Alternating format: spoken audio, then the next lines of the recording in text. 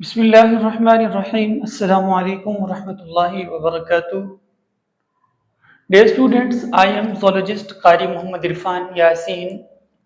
हम पढ़ रहे हैं क्लास 10th न्यू बायोलॉजी और हमारा चैप्टर नंबर 1 जारी है, ह्यूमन डाइजेस्टिव सिस्टम। और ह्यूमन डाइजेस्टिव सिस्टम में इससे गुज़श्ता लेक्चर बेटा हम पढ़ चुके हैं स्मॉल इंटेस्टाइन के बारे में, छोटी आंत के बारे में। छोटी आंत के 3 हिस्से, जुडेनम, और इसके बाद फिर हमने पढ़ा जेजुनम, फिर इलियम। इन सबको पढ़ने के बाद इसी के साथ हमने बाइल भी पढ़ा था, बाइल का फंक्शन, और पैंक्रियाज, लिवर, गॉल ब्लैडर, ये सारी चीजें हमने डिस्कस की थी हमारे पिछले लेक्चर में। ये सारी चीजें रिकॉर्डेड हैं बेटा, जो बच्चे समझना चाहते हैं वो उस लेक्चर को समझ लेंगे। जो स्मॉल इंटेस्टाइन का लेक्चर है वो रिकॉर्डेड है, पढ़ा पहले से, आप देख लीजिएगा उसको। आज हम जो टॉपिक पढ़ने जा रहे हैं that is absorption of food. हम स्मॉल इंटेस्टाइन के बारे में बेटा ये पहले ये बात कर चुके हैं कि इसके अंदर मैक्सिमम डाइजेशन जो होती है, ज्यादा से ज्यादा जो डाइजेशन होती है, यूं समझ लीजिए कि ऑलमोस्ट कंप्लीट डाइजेशन जो है तकरीबन आपकी ये स्मॉल इंटेस्टाइन में हो जाती है। आज हमने पढ़ना है एब्जॉर्प्शन ऑफ फूड। जो डाइजेस्टेड फूड हैं, अब उनको जज़ब करके जिस्म का हिस्सा कैसे बनाया जाता है, इस टॉपिक में ये बातें हम आज डिस्कस करेंगे बेटा। आइए हम आगे बढ़ते हैं। सबसे पहले देखते हैं कि प्रोसेसेस ऑफ एब्जॉर्प्शन, जो एब्जॉर्प्शन के प्रोसेसेस हैं, जो जज़ब होने के जो प्रोसेसेस हैं वो कौन कौन से हैं हमारे यहाँ स्मॉल इंटेस्टाइन में बेटा। जो जब खुराक हजम हो जाती है, आफ्टर कंप्लीट डाइजेशन होने के बाद बेटा हमारे पास क्या होता है, एब्जॉर्प्शन होती है। एब्जॉर्प्शन के लिए ये प्रोसेस इस्तेमाल होते हैं, कौन कौन से। सबसे पहले ऑस्मोसिस है। ऑस्मोसिस को हम बताते हैं कि पानी की मूवमेंट किसी परमिएबल, सेमी परमिएबल मेम्ब्रेन के जरिए, इसको हम ऑस्मोसिस कहते हैं। पानी का जज्बाव जो है वो ऑस्मोसिस के जरिए हो रहा है, एब्जॉर्प्शन। इसके अलावा जब हम डिफ्यूजन की बात करते हैं तो बेटा डिफ्यूजन ऐसी मॉलिक्यूल्स की मूवमेंट होती है कि जिसमें जहां पर हायर कंसंट्रेशन हो मॉलिक्यूल्स की, वो उस तरफ से उस तरफ मूव करते हैं जहां उनकी कंसंट्रेशन लो होती है। तो इस तरह की मूवमेंट को हम डिफ्यूजन कहते हैं। तो अगर इस तरह की हम मिसाल लें, कौन सी एब्जॉर्प्शन होगी हमारी बॉडी में, इस तरह के जो डाइजेस्टेड फूड मटेरियल हैं वो ग्लिसरॉल है और फैटी एसिड्स हैं, और इसके अलावा क्लोरीन आयंस हैं। ये ऐसे मटेरियल्स हैं जिनकी एब्जॉर्प्शन डिफ्यूजन के जरिए हो रही है बेटा। इसके बाद हम आगे देखेंगे एक्टिव ट्रांसपोर्ट। एक्टिव ट्रांसपोर्ट में यह होता है कि जो मॉलिक्यूल्स की मूवमेंट होती है बेटा, वो एनर्जी लगा के करवाई जाती है, एक्टिवली करवाई जाती है। इसको हम एक्टिव ट्रांसपोर्ट कहते हैं। इसकी मिसाल में हमने कहा कि जो एब्जॉर्प्शन होगी वो ग्लूकोज की इस तरह से एब्जॉर्प्शन होगी। फिर हमने बात की फैसिलिटेटेड डिफ्यूजन की। फैसिलिटेटेड डिफ्यूजन में अमूमन पोलर मॉलिक्यूल्स और चार्ज्ड जो मॉलिक्यूल्स होते हैं उनकी जो है वो हमने मूवमेंट करवानी है, और किसी फैसिलिटेटर के जरिए से, फैसिलिटेटर कोई प्रोटीन हो सकती है, कोई और मटेरियल हो सकता है, उसके जरिए जो है हम क्या कर रहे हैं, मूवमेंट करवा रहे हैं। किस तरह से, ये बात याद रखें बेटा कि यहाँ पर हम पोलर मॉलिक्यूल्स की जो है वो मूवमेंट करवा के उनको एब्जॉर्ब करवा रहे हैं, और इसकी एग्जांपल में फ्रक्टोज है। लेकिन एक्टिव ट्रांसपोर्ट में याद रखिएगा हम लोअर कंसंट्रेशन से हायर कंसंट्रेशन की तरफ जो है वो मॉलिक्यूल्स की मूवमेंट करवाते हैं और एनर्जी की जरूरत पड़ती है। लिहाजा अब आपने देख लिया बेटा एब्जॉर्प्शन का जो प्रोसेस है हमारे यहाँ बॉडी में किस तरह होता है। पानी जो है वो ऑस्मोसिस के जरिए, डिफ्यूजन जो है ये ग्लिसरॉल, और इसके अलावा फैटी एसिड्स और क्लोरीन जो आयंस हैं हमारे, ये डिफ्यूजन के जरिए एब्जॉर्ब हो रहे हैं। अगर हम एक्टिव ट्रांसपोर्ट के जरिए बात करें तो ये ग्लूकोज होता है, ग्लूकोज एक्टिव ट्रांसपोर्ट के जरिए एब्जॉर्ब हो रहा है। फिर हम बात करते हैं फैसिलिटेटेड डिफ्यूजन की।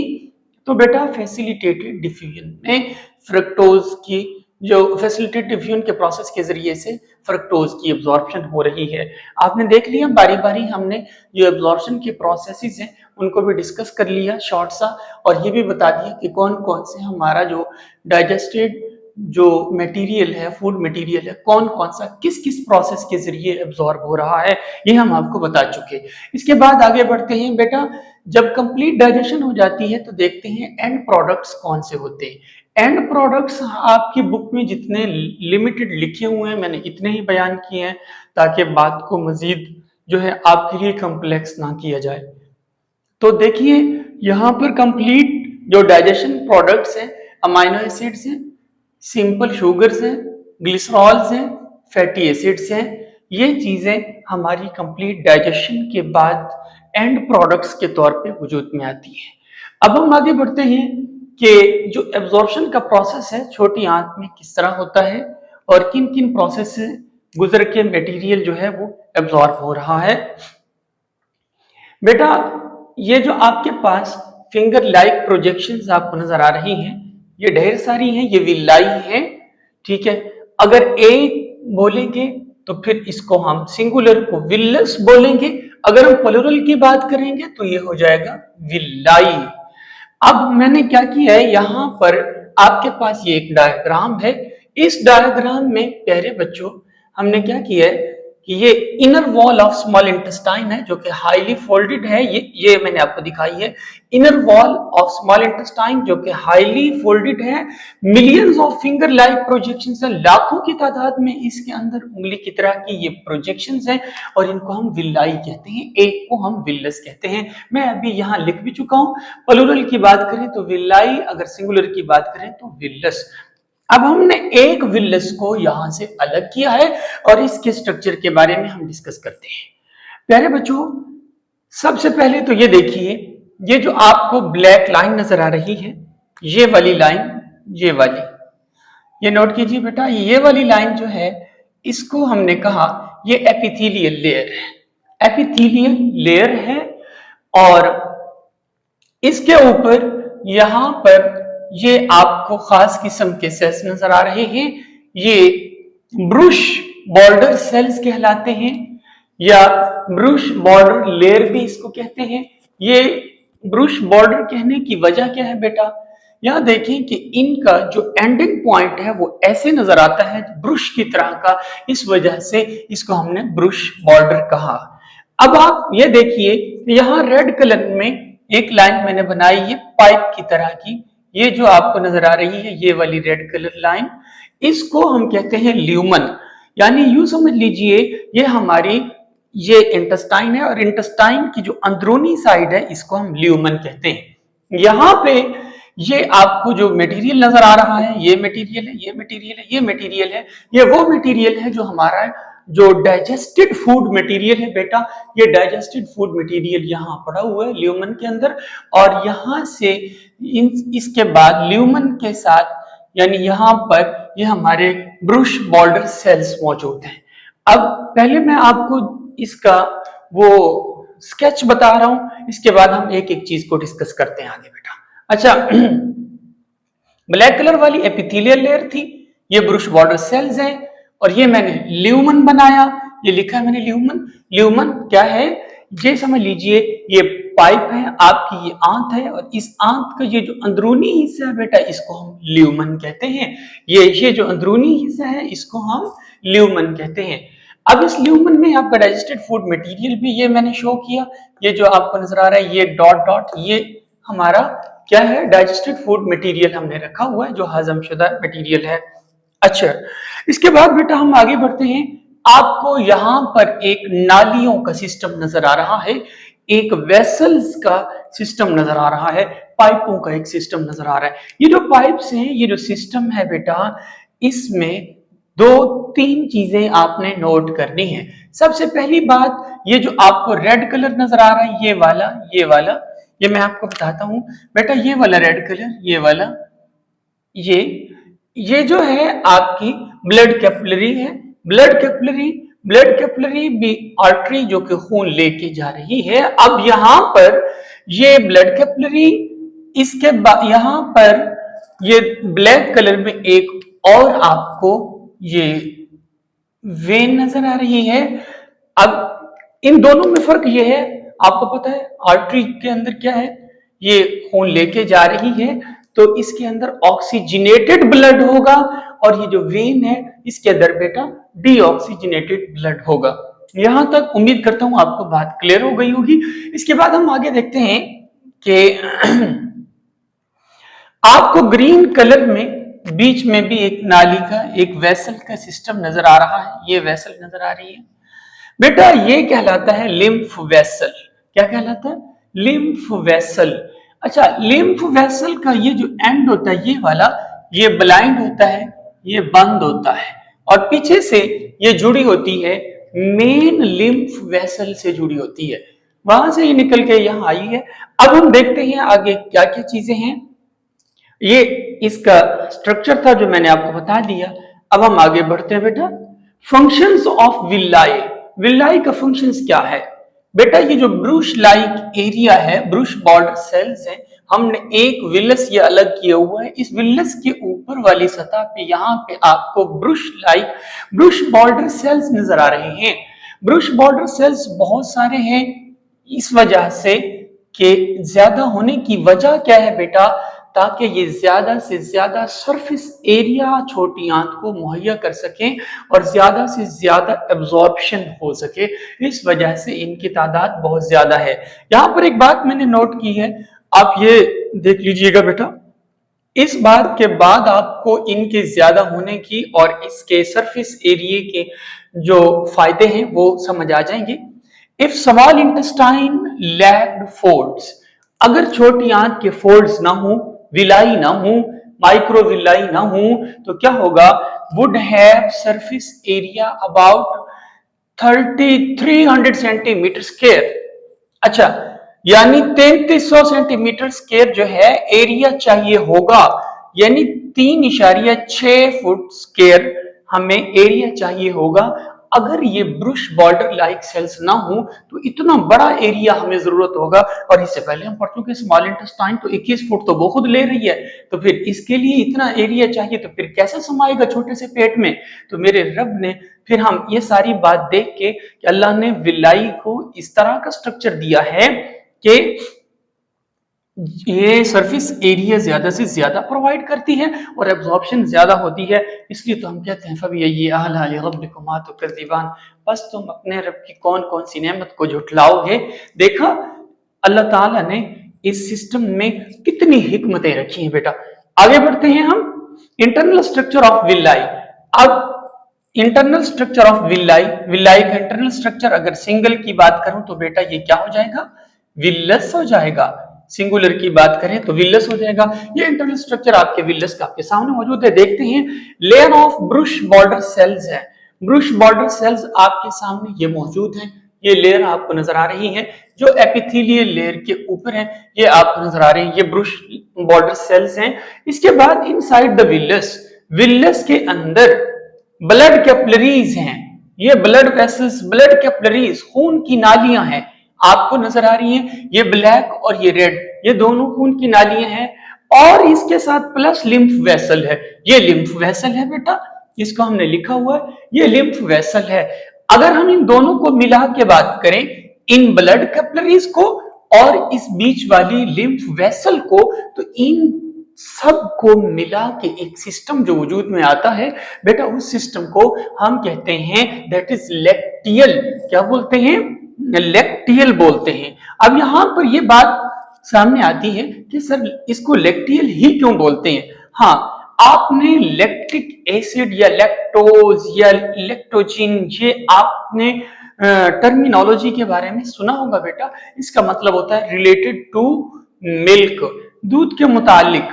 तो वजह क्या है कि यहां पर जो डाइजेस्टेड फूड मटेरियल पड़ा हुआ है बेटा, ये डिफ्यूजन के जरिए जब ये यहां से यहां आता है, मूव करता है लिम्फ वेसल के अंदर, तो ये दूधिया कलर का होता है। यहां से ये फूड मटेरियल इधर मूव कर रहा है, मूव करके अंदर आ रहा है लिम्फ वेसल में बेटा डिफ्यूजन के जरिए। यहां से ये मूव करके अंदर आ रहा है यहाँ पर डिफ्यूजन के जरिए। तो इसका जो हमारे पास कलर होता है वो व्हाइट होता है, लाइक मिल्क होता है। इस वजह से हम इस सिस्टम को बोल रहे हैं कि ये हमारा लेक्टियल है। लेक्टियल में कौन कौन सी चीजें मौजूद हैं? यहाँ पर ये कैपिलरीज, ब्लड कैपिलरीज में भी हमारी डाइजेस्टेड फूड मटेरियल किस किस प्रोसेस से आ रही है? ऑस्मोसिस के जरिए आएंगी इस ब्लड कैपिलरीज और हमारे लिम्फ वेसल में। इसी तरह डिफ्यूजन के जरिए जो डाइजेस्टेड फूड मटेरियल है इसके अंदर दाखिल होगा। इसी तरह से एक्टिव ट्रांसपोर्ट के जरिए यहाँ से डाइजेस्टेड फूड मटेरियल इसके अंदर दाखिल होगा और फैसिलिटेटेड डिफ्यूजन के जरिए से यहाँ से अंदर दाखिल होगा। अब हम देखते हैं आगे क्या होता है। आपको इंटरनल स्ट्रक्चर विलस का समझ आ गया कि क्या हुआ, ये ब्रुश बॉर्डर लाइक सेल्स हैं। इसके अलावा ये हमने कहा ये ब्लड कैपिलरीज हैं। Blood capillaries plus lymph vessel को जब हमने इकट्ठा किया तो दैट इज कॉल्ड लेक्टियल। फिर हमने इसको क्या कहा बेटा? लेक्टियल कहा। यानी ये जो टोटल सिस्टम है इसकी अगर हम बात करें इसकी, यानी ये ब्लड कैपिलरीज और ये लिम्फ वेसल, तो इस सारे सिस्टम को मिला के अगर हम बात करें तो प्यारे बच्चों हम इसको बोलेंगे दैट इज लेक्टियल। ये लेक्टियल है। यहां तक उम्मीद करता हूं आपको समझ आ गई होगी। अब हम देखते हैं कि वो जो हमने कहा था कि एंड प्रोडक्ट्स हमारे कौन कौन से बने थे। अमाइनो एसिड था, सिंपल शुगर्स थी, ग्लिसरॉल थे, फैटी एसिड्स थे। इनकी एब्जॉर्प्शन कैसे होती है? सबसे पहले हम देखते हैं absorption of glycerol and fatty acids. Glycerol और फैटी एसिड की आपने यहां पढ़ा कि ये एब्जॉर्प्शन कैसे होती है? सिंपल डिफ्यूजन के जरिए से होती है। डिफ्यूजन क्या है? डिफ्यूजन क्या है? हायर कंसंट्रेशन मॉलिक्यूल से लोअर कंसंट्रेशन मॉलिक्यूल्स की तरफ मूवमेंट जो है मॉलिक्यूल्स की, उसको हम डिफ्यूजन कहते हैं। हाँ बिल्कुल यही। इसके बाद आगे देखते हैं जी, ये दोनों यानी ग्लिसरॉल और फैटी एसिड दोनों एंटर हो जाते हैं लेक्टियल ऑफ विलाई में। ये विलस का लेक्टियल सिस्टम है। यहां से फूड एसिड मटेरियल था जो यहां पड़ा हुआ है, यहां से इन्होंने एब्सॉर्ब किया हमारे किसने? ब्रुश बॉर्डर सेल्स ने। और इन ब्रुश बॉर्डर सेल्स का काम है कि इनके अंदर एंजाइमेटिक सिक्रीशंस होती हैं ताकि ये इसको जज़ब करके अगले सिस्टम को लेक्टियल को दे सकें। अच्छा, दोनों एंटर हो गए लेक्टियल ऑफ विलाई में। ये लेक्टियल ऑफ विलाई मैंने बता दिया। यहां से मुख्तलिफ प्रोसेस के जरिए चीजें अंदर दाखिल हो गई जो डाइजेस्टेड फूड मटेरियल था। लेकिन यहाँ डाइजेस्टेड फूड मटेरियल की कौन सी बात कर रहे हैं हम? डाइजेस्टेड फूड मटेरियल में से हम ग्लिसरॉल और फैटी एसिड्स की बात कर रहे हैं। तो फैटी एसिड और ग्लिसरॉल इसमें एंटर हो गए, दोनों एंटर हो गए लेक्टियल ऑफ विलाई में। अच्छा, फिर क्या हुआ? अब लेक्टियल्स का काम है carry them to main lymph vessel. अच्छा, अब यहां से ये ब्लड कैपिलरीज इसमें से डिफ्यूजन के जरिए लिम्फ वेसल ने सारा कुछ यहां से इकट्ठा कर लिया। इकट्ठा करके इसने फिर मेन लिम्फ वेसल को दे दिया। मेन लिम्फ वेसल तक जब ये चीज पहुंची तो लिम्फ वेसल ने क्या किया? एम्प्टी किया अपने आप को इनटू ब्लड वेसल्स, खून की नालियों में। और वो खून की नालियां कौन सी हैं? जो बेटा नियर द हार्ट है, जो दिल के करीब हैं। अब ये देखें, दिल तक हमने हजम शुदा खुराक को पहुंचा दिया। कैसे देखा आपने? दोनों ये ग्लिसरॉल और फैटी एसिड एंटर हो गए लेक्टियल में, विलस के लेक्टियल में एंटर हुए और यहां से लिम्फ वेसल ने लिया, उसने मेन लिम्फ वेसल को पहुंचा दिया। मेन लिम्फ वेसल ने उनको ब्लड वेसल्स में पहुंचाया और वो ब्लड वेसल्स वहां जाके वो ओपन होंगी, वहां जाके पहुंचाएंगी जहां दिल है, दिल के करीब पहुंचाएंगी। और दिल में जब वो पहुंचेगा सारा डाइजेस्टेड फूड मटेरियल, तो दिल क्या कर रहा है? सारे खून को बॉडी में सर्कुलेट कर रहा है। तो ये जो मटेरियल है ये भी साथ ट्रांसपोर्ट हो जाएंगे, साथ सर्कुलेट हो जाएंगे पूरी बॉडी में। इस तरह से हमारे जिस्म का ये जो है ग्लिसरॉल और फैटी एसिड हिस्सा बन जाएंगे। आगे बढ़ते हैं, absorption of amino acids plus simple sugars. Amino acids और सिंपल शुगर्स जो हैं इनकी एब्जॉर्प्शन कैसे होती है बेटा? बेटा ये भी डिफ्यूजन के जरिए होती है। अब देखते हैं जरा, enter into blood capillaries of villi. वही बात जैसे ये दोनों ग्लिसरॉल और फैटी एसिड एंटर हुए थे लिम्फ वेसल के अंदर और लेक्टियल सिस्टम के अंदर, उसी तरह उसी लेक्टियल सिस्टम के अंदर हमारी ब्लड कैपिलरीज ऑफ विलाई जो है वो एंटर हो जाएंगी। यहां से लेकर ब्लड कैपिलरीज को जब पहुंचेंगे कौन कौन? अमाइनो एसिड और सिंपल शुगर्स, ये दोनों जब ब्लड कैपिलरीज के अंदर पहुंचेंगे ना तो ये लेके लिम्फ वेसल की तरफ जाएंगे। लिम्फ वेसल क्या करेगी? अब lymph vessel capillaries join to hepatic portal vein, वो लिम्फेटिक सिस्टम वाले लिम्फ वेसल्स और ये जो ब्लड कैपिलरीज है हमारी, ये वेन और ये हमारी ये जो कैपिलरी है, ये दोनों फिर ज्वाइन करेंगी हिपैटिक पोर्टल वेन को। अब हिपैटिक पोर्टल वेन को ज्वाइन करने का मकसद क्या है बेटा? हिपैटिक पोर्टल वेन को ज्वाइन करने का मकसद यह है कि ताकि ये जो मटेरियल हजम शुदा है ये लिवर को दिया जा सके, लिवर वहां जाके चेक करे कि आया कोई टॉक्सिक मटेरियल तो नहीं है, अगर कोई टॉक्सिक मटेरियल है तो उसको डिटॉक्सिफाई किया जाए, इसलिए लिवर को पहुंचाया जाता है ये सारा कुछ। अच्छा, अब हिपैटिक पोर्टल वेन उस सारी चीज को लेके फिर जाती है किसकी तरफ? न्यूट्रिएंट्स को एब्जॉर्ब करती है, न्यूट्रिएंट्स वहां से लिवर से होते हुए फिर मतलब हमारी दिल तक पहुंचते हैं, या हमारे वहां से फिर पूरे जिस्म को पहुंचाया जाता है, पूरी बॉडी को उनको पहुंचाया जाता है। इस तरह करके इसकी एब्जॉर्प्शन हो गई, किसकी? अमीनो एसिड्स की और सिंपल शुगर्स की। इसमें हिपैटिक पोर्टल वेन तक पहुंचा सारा कुछ, लिवर तक पहुंचा, लिवर ने फिर दिल को पहुंचाया, दिल ने जनाब फिर किसको पहुंचा दिया? पूरी बॉडी को हर चीज पहुंचा दी, ट्रांसपोर्ट कर दी ब्लड के जरिए से। इस तरह से ये एब्जॉर्प्शन हमारी कंप्लीट हुई। ये आपके कोर्स में जस्ट इतना था, इसलिए मैंने इसको इतना ही रहने दिया, मजीद बढ़ाया नहीं है। एक बात यहां नोट कर लीजिए बेटा कि हमारा जो स्मॉल इंटेस्टाइन है, स्मॉल इंटेस्टाइन में एक दिन में तकरीबन 9 लीटर कम जो है वो अंदाजन फ्लूइड जो है वो पास कर सकता है। स्मॉल इंटेस्टाइन में से तकरीबन 9 लीटर पर डे फ्लूइड पास कर सकता है। तो सारा किधर जाता है फिर? ये इसकी तकसीम मैंने की हुई है, यहाँ पर देखें, इसमें से 8.5 लीटर जज़ब हो जाता है और 350 मिलीलीटर जो है वो बड़ी आंत में जज़ब होता है, 50 ग्राम उसमें से सॉलिड में कन्वर्ट होता है और बाकी 100 मिलीलीटर जो है वो एज अ फीसिस यानी फुजले के तौर पे, पखाने के तौर पे वो बन जाता है, उसमें चला जाता है फ्लूइड। 100 मिलीलीटर फ्लूइड यानी पखाने की सूरत में निकल जाता है। तो ये देखें, इस चीज से ये बात समझ आती है कि हमारी बॉडी या हमारा जो डाइजेस्टिव सिस्टम है या हमारी जो स्मॉल इंटेस्टाइन है उसके अंदर कितनी जबरदस्त किस्म की एफिशिएंसी है एब्जॉर्ब करने की फ्लूइड को। देखिए मेरे रब ने कितना खूबसूरत हमारा निज़ाम बनाया है। तो फिर वो मेरे लेक्चर के एंड पे वही बात कुरान करीम की आयत फबिअय्यि आलाइ रब्बिकुमा तुकज़्ज़िबान, बस तुम अपने रब की कौन कौन सी नेमत को झुठलाओगे। बेटा थैंक यू सो मच। आपको अगर ये लेक्चर समझ आया है तो ज़रूर कमेंट कीजिएगा, अपने दोस्तों से ज़रूर शेयर कीजिएगा और इसके बारे में ज़रूर फीडबैक दीजिएगा। बहुत शुक्रिया, थैंक यू सो मच। अस्सलामु अलैकुम।